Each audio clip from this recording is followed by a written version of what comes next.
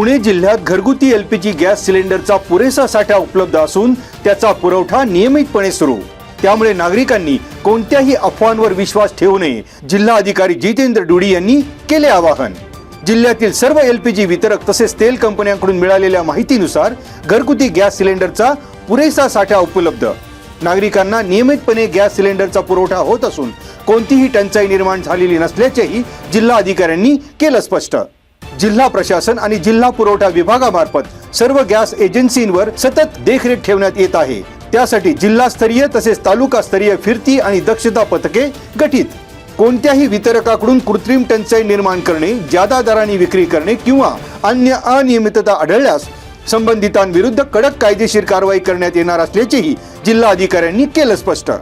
जिल्ह्यातील नागरिकांनी कोणत्याही अफवांवर विश्वास न ठेवता प्रशासनाला सहकार्य करण्याचेही जिल्हा अधिकारी डुडी यांनी केलं आवाहन।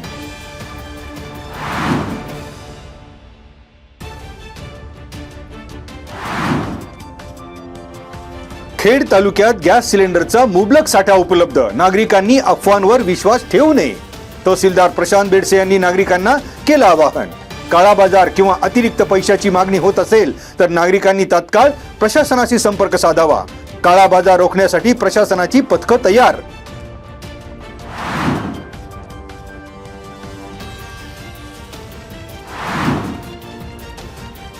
माजी सभापती अंकुश राक्षे यांच्यावर जमीन फसवणुकीचा गंभीर आरोप। करंजविहिरे गावातील 114 गुंठे जमीन वारस नोंदीच्या नावाखाली अविश्वासाने साठेगत करून फसवणूक केल्याचा तक्रारदार महिलेचा गुरुवारी पत्रकार परिषदेत दावा।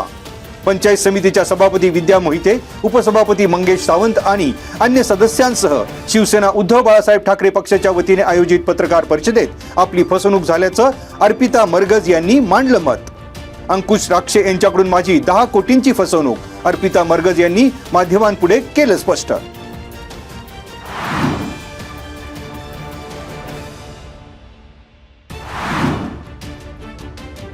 पंचायत समितीच्या निवडणूक निकालानंतर राष्ट्रवादीच्या बगलबच्चांकडून शिवसेना ठाकरे गटातील सदस्य फोडण्याचा खटाटोप, म्हणून आम्ही राजकीय सहलीवर गेल्याचा ठाकरे गटाकडून खुलासा।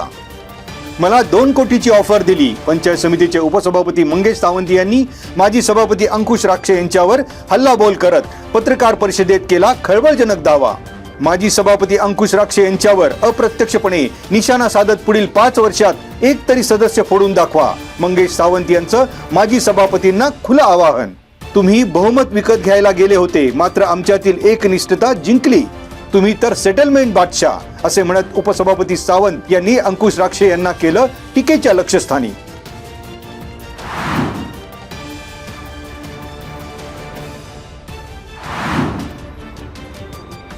पुणे जिल्हा परिषदेच्या शिवसेना उद्धव बाळासाहेब ठाकरे पक्षाच्या गटनेतेपदी विजयसिंह शिंदे यांची गुरुवारी एकमताने करण्यात आली निवड। जिल्हा संपर्क प्रमुख सचिन आहेर यांच्या सूचनेनुसार आमदार बाबाजी काळे यांच्या उपस्थितीमध्ये पुणे जिल्हाधिकारी कार्यालयात निवड संपन्न।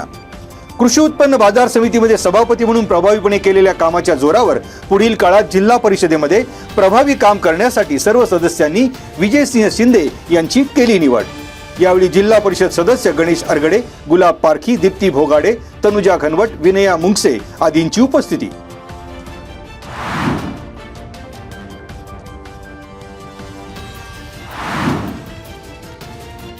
सशस्त्र सेना ध्वजदिन निधी संकलनात उत्कृष्ट कार्याबद्दल आळंदी नगर परिषदेचे मुख्य अधिकारी माधव खांडेकर यांचा सन्मान।